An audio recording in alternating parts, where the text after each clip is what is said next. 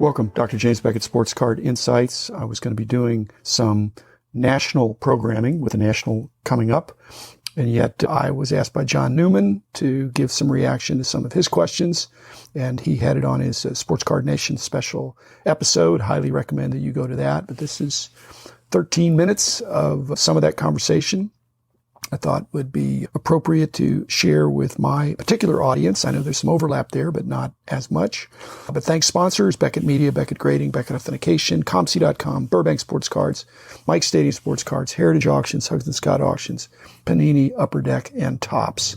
Here it is. Thanks, John, for the good questions to take me back what is now more than 40 years. I've been to every national, and some of those early ones, I still have some memories, and they're great memories pretty much of every national. So thanks for provoking that, John, and thanks, listeners. Hope you enjoy. As always, go to the original source, John Newman, Sports Card Nation.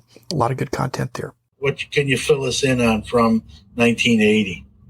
You mentioned feeling guilty. The only guilt I feel is guilty that I feel so happy when I go to the National and I have so much fun.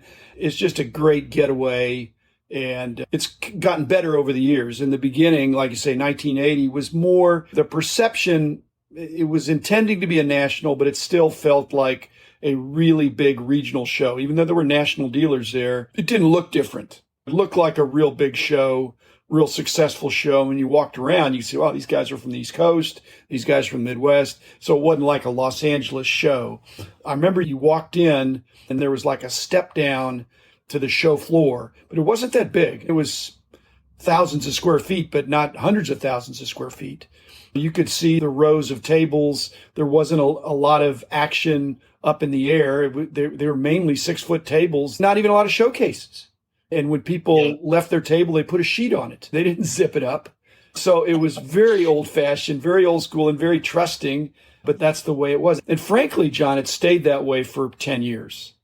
Then, like I said, in the 91 Anaheim National was a turning point because that was way bigger crowd, a lot more corporate support, and it was just a completely different animal. And that maybe has been the most successful one ever.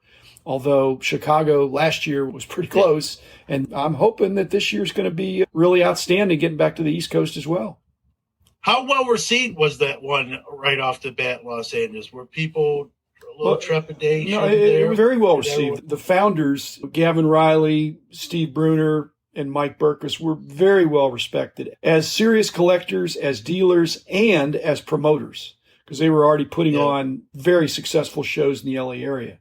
They already had a track record. People liked them, they respected them, and they trusted them. And other than that, John, it might not have happened. Gavin Riley was the unsung hero, and he's still around. He was a school teacher, very serious collector, had a fabulous collection. And then Mike Burke was a megaphone. He was the master promoter. And Steve Bruner was a force in his own, but not as out there as the other two guys.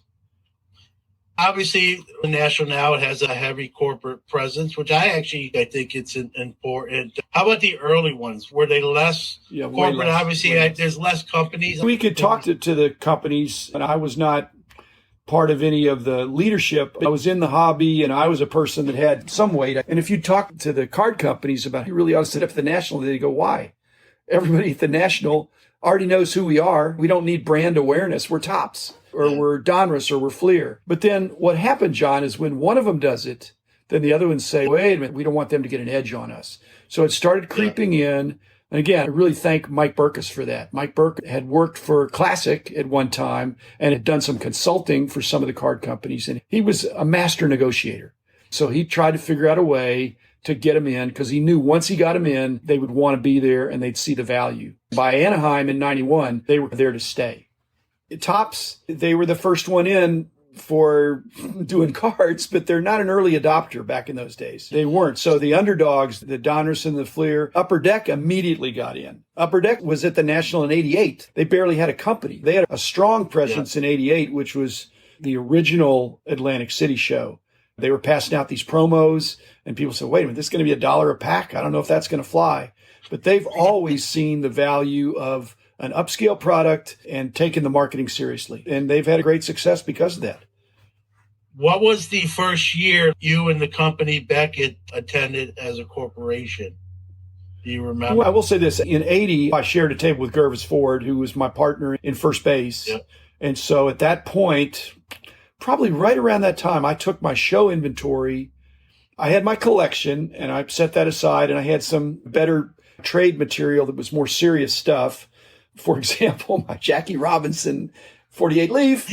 I did not put that in the store stock. Otherwise, it would be long gone now. But the basic inventory that I took to shows in the 70s, I merged that in with Gervis's stuff, and he already had a store going, and we calculated the value, and I put in basically enough to be a 50% partner. Basically, that's when my collecting pretty much stopped.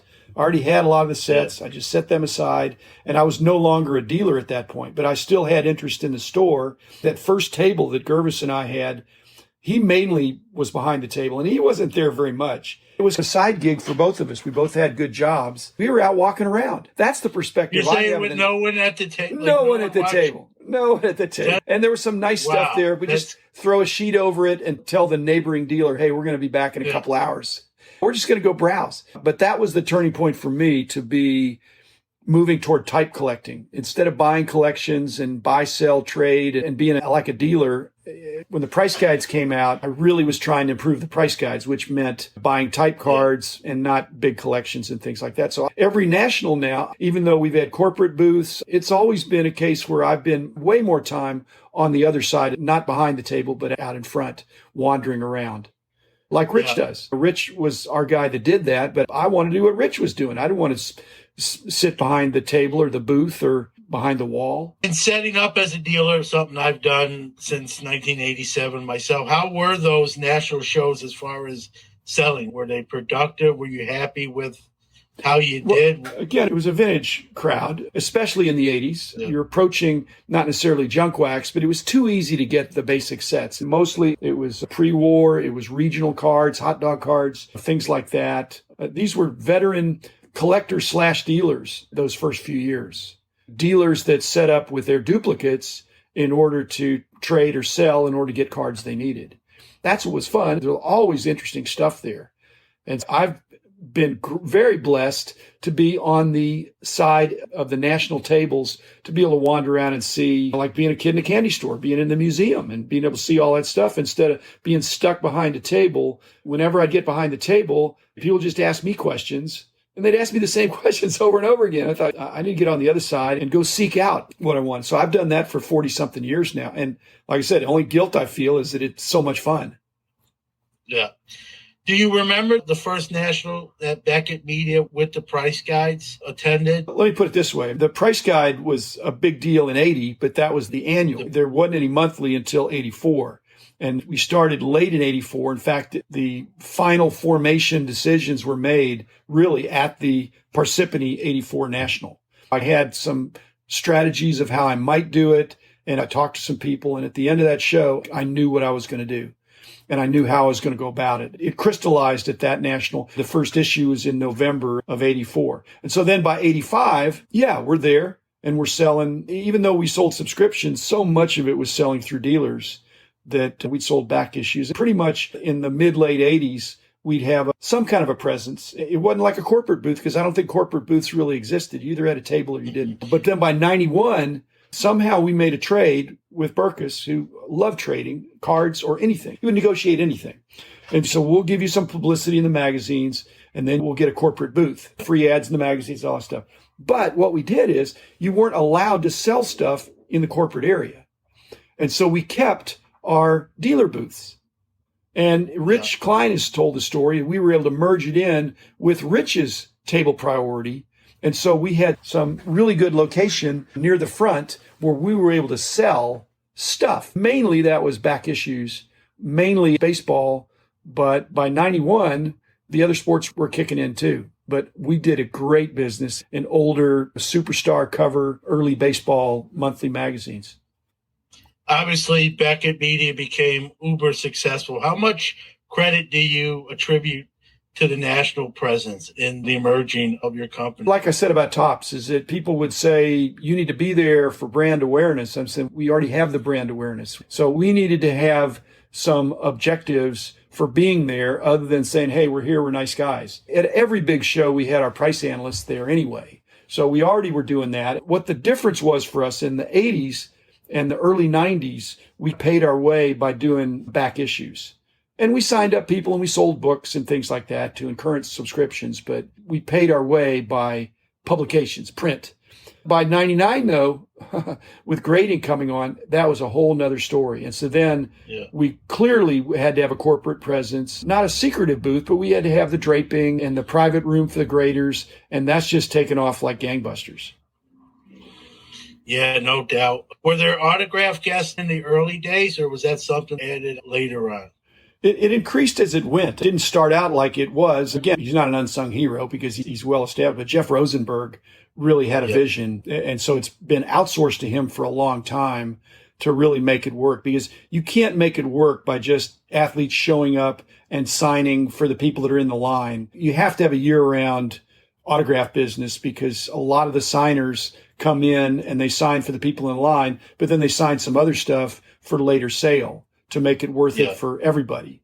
So those first ones, there were some stars there sometimes, but that wasn't the drug. I think it was 80% cards, and probably 80% of the cards were vintage. Some autograph stuff, some memorabilia stuff, but a lot of it was cards. So the autograph was a draw, but people were already going to come. Like now, people would already come anyway, because the dealers are the stars and the card companies are the stars.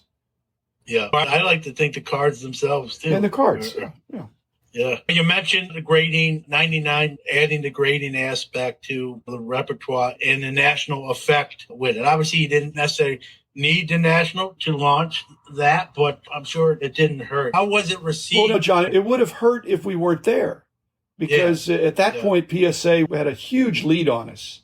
We need to be there to say, hey, we think we're a better alternative. We are an alternative. And they were in first place and still are in terms of volume for sure. But more than doubled the cost of us showing up at the National. It more than doubled our footprint of being there. It more than doubled the complexity, the number of people we had to take and all that stuff. It was the right thing to do. But like I said, if we wouldn't have gone, it would have been a negative. And people say, why aren't they coming? Because you need to subject yourself, not necessarily to abuse, but to hear from the customer. And there's always going to be some customers who want to tell you how to run their business. And ignoring them is the worst thing you can do. And so listening to them and say, look into it. Say at that point, how competitive was that entering that arena? Were there open lines of communication or not really? Hey, we're competing for the same piece of the pie. I've had Joe Orlando on, and he was a very worthy competitor and an outstanding guy, but we tried not to compete. We tried to be different. And so PSA really had a strong... But with the subgrades came... Well, we had subgrades, we had inner sleeve, we had a heavier, stronger holder, but also we marketed more aggressively to the average collector and not so much to the dealers. And we went more toward modern than vintage. They always had a very strong vintage and very strong relationships. The dealers were the original bulk submitters. And we thought, we don't want to make it a special elite kind of thing that you've got to know somebody. And we didn't charge extra for expensive cards. We had a lot of differentiators. We didn't make you join a club or anything. Just send us some cards. And in those days, we had on time or it's free. So we had a guarantee. Because even then, PSA had trouble because they had so much volume. And so that really helped us get on the map. I remember that because I'd be like, man, I hope it's late by it. Exactly. So, it's funny you forget that, and then you hear that, and you're like, I remember. Well, it wasn't funny when I was the boss. It was coming out of my pocket, John. And I never, listen, I subbed, it never happened. So, to Beckett back then, because I was crossing I just wanted it a day late where I didn't have to I hear you. pay for it. I hear you.